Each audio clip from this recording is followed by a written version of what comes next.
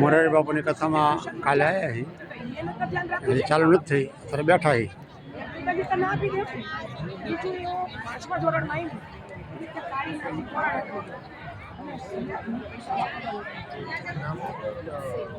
જમવાની રહેવાની બધું સગવડ સારી છે. રૂમ મળ્યો હોય ફ્લેટમાં 10મા માળમાં, અને અહીંયા નાસ્તા પણ અહીંયા રહેવાના ઉતારે.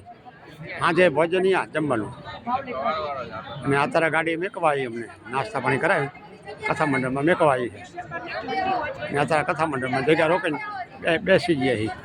બપોરે 1:30 વાગે જમીન 2 વાગે ગાડીમાં અહીંયા અમારા ઉતારે ફ્લેટમાં. BPLના મોદીએ બનાવ્યા ઘણા મોટો જબરજસ્ત 11 માળિયા. સીમાં અમારા ઉતારો છે 1002 નંબરમાં.